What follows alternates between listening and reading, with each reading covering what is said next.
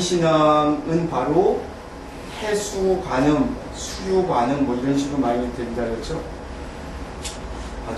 바로 우리 인간은 감성적인 존재이고 감성은 물로 상징화되어 있어요. 그리고 우리도 늘 생각에서도 우리의 몸은 70%가 물이다 라고 얘기를 하는 것 때문에 이미 고대 이 불교의 선인들은 불교의 선인들뿐만 아니고 고대의 직관력을 가진 존재들은 그렇게 많이 알고 있었나 봐요. 그래서 특히 이 어떤 대비주 보면 사바하 하는 것들은 파도의 밀려오는 소리 또는 소라고둥을 가진 존재로도 표현되거든요. 관세음보살. 그래서 소라고둥, 소라기 되면 하는 소리. 그래서 그 사바하를 찬탄에 들어가기 위해서 여러 가지를 한 것으로 저는 보아요. 다른 분들은 어떻게 볼지 모르죠. 자, 여기에서도 인간의 이해를 이렇게 우리 조상들은 동양과 서양을 막론하고 각각 이렇게 보는 게 있어요. 바로 우리 육체의 틀 너머에 있는 근본의 어떤 자리가 우주와 어떻게 합치되어 있는지.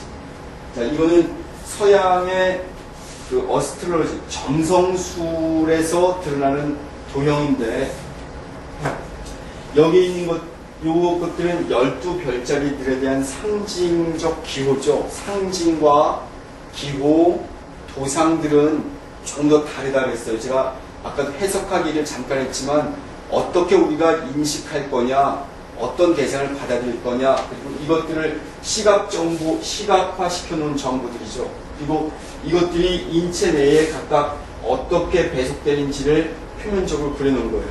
바로 오토플라스틱 에너지, 자기 존재를 끝없이 재생산해내고 우주와 합치되려고 하는 노력들,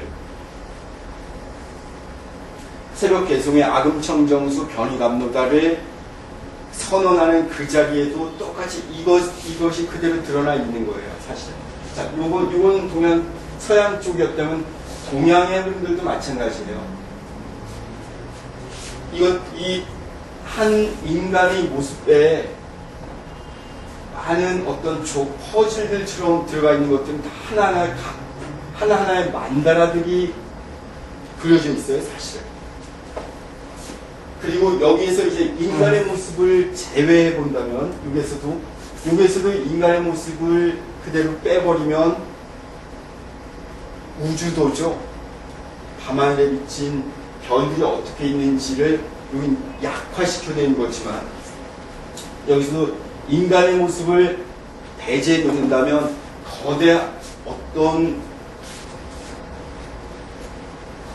두뇌 쪽에 아니면 저 멀리 있는 곳을 향해 나가려고 하는 거대한 새의 형상이 드러나게 돼 있어요, 사실은. 그래서 이 머리고 귀에 날개, 마치 아이들이 비행기를 문어 모양처럼 만든 비행기 모양 있죠? 종이 비행기.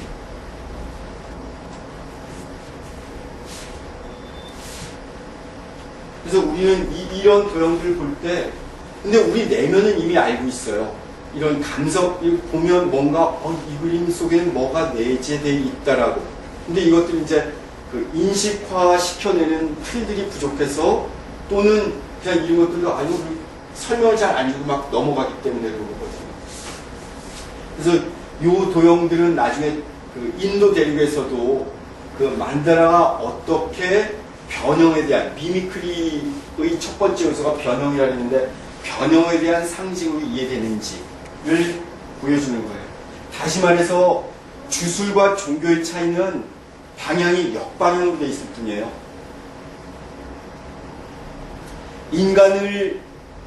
자연을 의인화시켰느냐 또는 인간을 의자연화시켰느냐의 차이일 뿐이에요.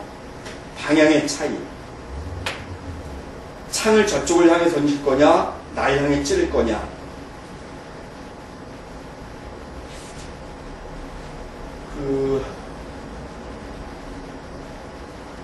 우리 심리학에서도 그 열등감은 우월감의 또 다른 표현으로 해석하죠. 그리고 서구의 유명한 그 미학자 중에 바슐라르라고 하는 사람인데, 그 사람은 이 그 청결, 그 히스테리 환자들에 대한 이제 문학 속에서 이 아주 갔다 오면 뭐라 그러죠? 막 씻는 사람들 있죠? 막 닦고, 이 아주 깔끔한 여자들. 이런 사람에 대한 청결에 대한 얘기를 불결의 한 방식으로 이해를 해버려요. 다시 말해서 청결과 불결은 완전히 극단적으로 나뉘어져 있는 것 같지만, 디지털화되어 있는 것 같지만, 사실은 청결조차 불결의 한 존재 방식으로 이해했다는 거예요.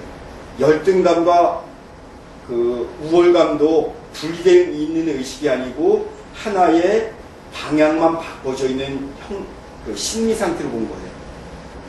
또 가학증이나 피학증도 마찬가지고, 바로 이렇게 아날로그로 읽어내기 시작할 때 우리는 이런 이원성을 극복해 나가거든요.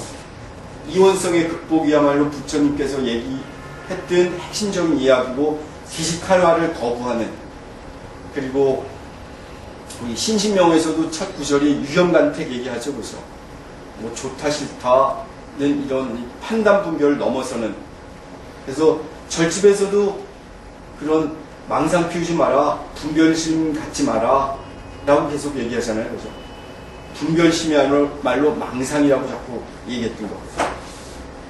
이렇게 인간을 자연화시키는 건지 자연을 사람처럼 느끼려고 했는지, 그리고 종교의 핵심은 바로 이렇게 도그마 이런 것 때문에 종교의 핵심은 신비라면 사실 좋은데 신비주의로 자꾸 병도화돼 나가고 있어요. 그런 조건화에 우리는 자꾸 물드는 거예요. 신비를 사는 사람과 신비주의자로 사는 건 다르죠. 신비주의는 아무리 좋다 해도 하나의 이즘이고 도그마예요. 신비를 살면 좋은데 신비주의화 해서 보고 신비주의자가 되려고 노력을 하죠. 이것이 굳어있는 종교의 특징이에요.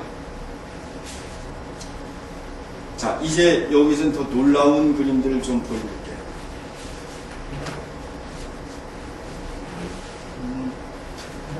요거는 여기 있는 거죠. 마리 앙뚜아네트라고 되어 있죠. 빵이 없어서 황제의 백성들이 굶고 있으면 빵이 없어서 이해가 안 되네요. 그럼 케이크를 먹으면 될 텐데 라고 했다는 아주 앙토네트. 그래서 단두대에서 나중에 이제 처형되죠. 프랑스 혁명할 때. 이 여자의 아까 좀 전 사진에서 봤던 천문 해석, 점성 표시예요. 이 여자는 이런 특징들을 갖고 있었다 그래요. 그래서 원래 여기 이제 복잡하게 해석을 해드려야 돼요. 이 사람의 선사인은 뭐고, 문사인은 뭐고, 하우스는 어떻게 배속돼 있고,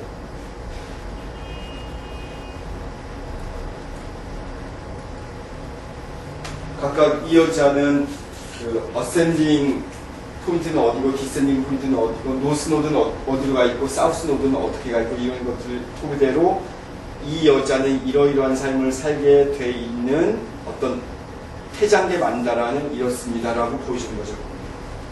이건 사실 태장계 만다라예요.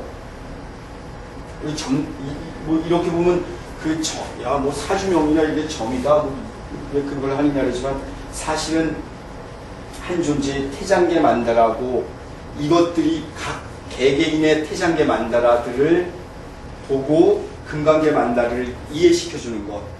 당신의 전생은 태어날 때 이런 지도를 갖고 나와서 당신의 목표치는 이 60평생이든 80평생 살아가면서 당신이라고 하는 영혼의 화살은 저곳에 도달해야 한다라고 가르쳐줄 때 지정해줄 수 있는 저곳은 바로 금강계 만다라가 돼요. 그러면 마지막 깔라짜크라 만다라는 우리 60억 인구가 살고 있다면 60억 인구의 모든 만다를 합치시켰을 때, 아까 좀 전에 제가 동양에서도 인간을 어떻게 이해하려고 했는지 사진 보여드리면서 하는 만다라들이 모여서 그걸 만들었다고 했죠. 그래서 동업중생에 대한 이야기까지 가능하게 되는 거예요. 우리 시대는 구제역으로 320만 마리가 비참하게 묻혀지는 이 시점에 사대강이 파헤쳐지는 이 시간에 우리 과연 어떤 삶을 구현해 나갈 거냐라고 하는 것들은 이명박 하나가 잘못해서 또는 보수 기독교인들이 판치고 있어서가 아니에요. 바로 내가 여기 있기 때문에 그 일들이 벌어지는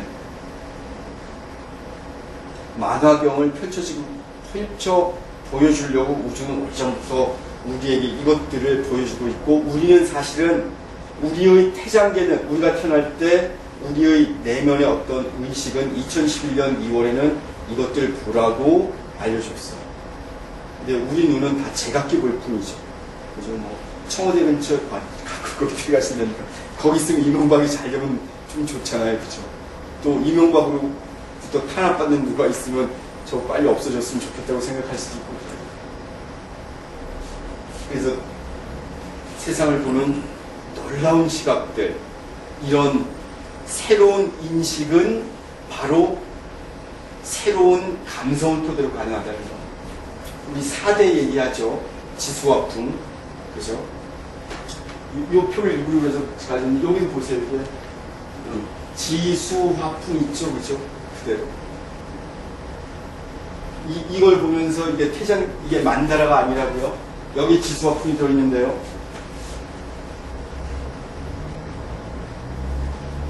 그리고 여기에도 뭐 활동, 고정, 변형을 얘기하는 바로 삼신사상에 대한 이야기예요.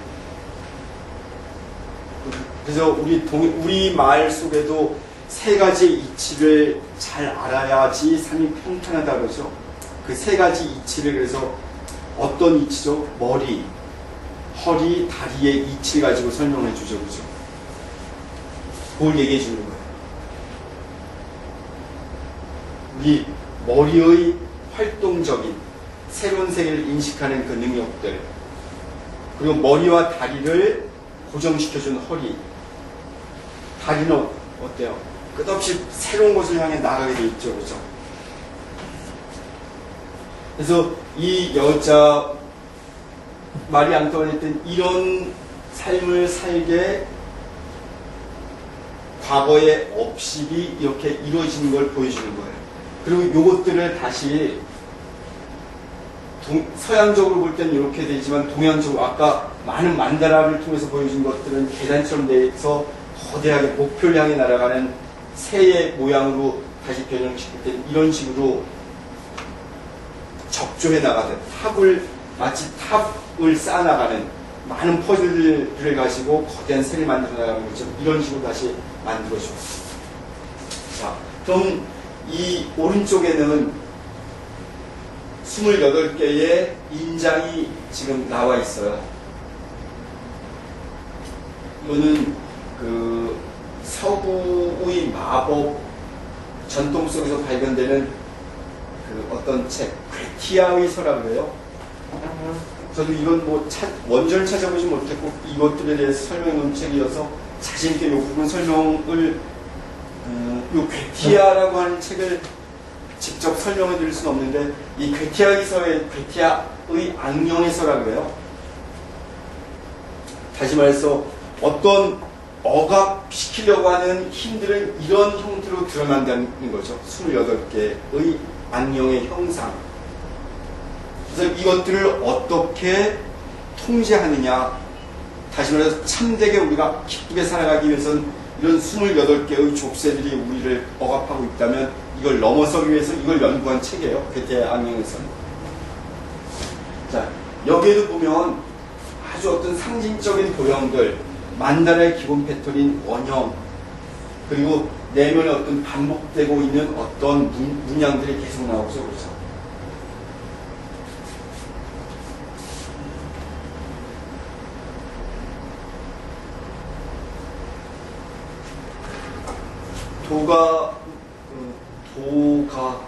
도술에 대한 얘기를 하자면, 그 경면주사 아시죠? 부적 쓸 때 쓰는 게 이 경면주사죠. 근데 요즘 실제로 그럼 경면주사를 쓰는 분들은 드물고 그냥 대충 해서 찍어줘요. 상품처럼 막 날리는데, 이 어떤 영적 존재를 불러내서 소환시켜서 그 존재의 이마에 이렇게 도장을 탁 찍으라고 그랬죠. 재미있는 얘기에 의하면 그 화투 청사리가 이런 음계와 연결되는 중요한 코드 중의 하나라고 얘기를 해요. 이 청단, 가령 목단 피, 그리고 9월 해당되는 풍피, 또 10월이 풍이죠. 9월 국화피. 요게 바로 이제 그 청단 세장인데, 이 청단 세장을 가지고 까마귀와 까치 말리는 것, 소금, 은행을 준비해서 제를 지내라 그래요.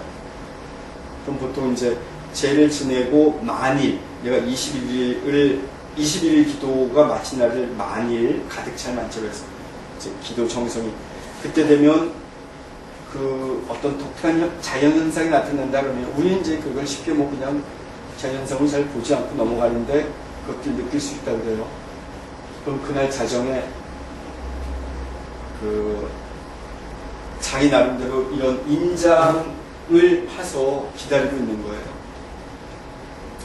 촛불을 켜는 그게 모습이었는데, 그럴 때 대부분의 담력 약한 사람들에서 하지 말라고 해요. 왜냐면 그 놈이 와서 도장 찍으면 난 이제 그 놈이 명령한 대로 살아야 된대요. 그래서 도장을 딱 찍으라고 얘기하죠. 그래서 옛말에도 그 도깨비가 돈을 벌게 해주면 그 돈은 다른 것이 아니고 땅을 사라 그러죠. 그래서 이제 도깨비가 왜냐면 몇 년 후에 이제 10일 걸로 와요, 사람한테. 와서 얘 땅 사줬는데 너 저 나한테 대가 안 해주냐고 미안하다고 그러면 당신이 사준 땅 저기 있으니까 가져가라 그러면 도깨비가 밤새도록 그 땅을 가지고 가려고 막 끙끙거린다 그래요. 이 인장들을 혹시라도 그 실제로 28개 인장들을 펼쳐서 보여주면 묘하게도 찾아가요. 우리 마치 타로 카드 보신 적들 있죠. 그리고 보살님 좀 이상해요. 이거 불교 배우는데 좀 이상한 얘기 자꾸 이거. 여기 몇 번 그 전에 들어지게 감성적으로 많이 소통이 돼요. 사실은 우리가 기도한다든지 수행한다는 것도 우리가 나답게 살지 못하고 조건화되어 있는 것들을 파악해 들어가자는 거죠. 그죠? 무의식의 영역들을 찾아낼 때 그 내 과거의 업장이든 전생을 보는 것이 사실 그 무의식의 영역을 파 들어가는 것과 똑같거든요. 그것들을 알기 위해서 이런 다양한 도형들을 자꾸 보시는 거예요. 그래도 좀 재미도 있어야 되잖아요. 이 도형들 나중에 여러분 기회가 되면 한번 이런 것들을 이렇게 쭉 혼자 그려보면 이것들이 어떤 힘과 어떤 의미가 있어서 나는 이 중에 어떤 도형을 어떤 도형이 마음에 들었고 지금 내 삶에는 어떤 장애가 있는지, 또는 나는 이것들을 두려움으로 왜 느끼는지, 나는 이걸 왜 고통으로 받아들이는지 알 수 있어요. 인생의 우리 삶의 28개의 계단들, 그래서 이 28개의 계단을 잘 넘어가면 바로 부처님의 자리에 도달한다고 보여주는 거예요. 이런 것들이 하나만 더 볼게요. 그리고 이 사진은 이제 여기 보세요. 요 동양 최고의 인장이라고 되어 있는데, 자, 이 동양의 인장들로 어떤 우주에 흩어져 있는 기운들을 모으는 거죠. 쉽게 얘기하면 우리 보살님 그 법적인 효력이 발생하려면 서류에 뭘 찍어야 되죠? 그렇죠. 인감 도장을 찍죠. 우리 그냥 상식적으로 그렇게 알고 있어요. 인감 도장이 찍혔을 때, 또는 꼭 인감이 아니라도 도장을 찍는 건 구체적 힘의 현현이고 발현이거든요. 바로 그냥 우리 둘이 말로 약속했어. 이거보다 좀 더 효력 있는 문서를 남기는 거예요. 왜? 말은 청각적이잖아요. 그죠? 근데 글을 써서 남기는 건 시각화시키는 거예요. 고정화시키는 거예요. 근데 이것들을 효력으로 유발시킬 때는 바로 도장을 찍어요. 이것처럼 이 괴테의 인장에서도 여전히 마찬가지로 그걸 해준 거예요.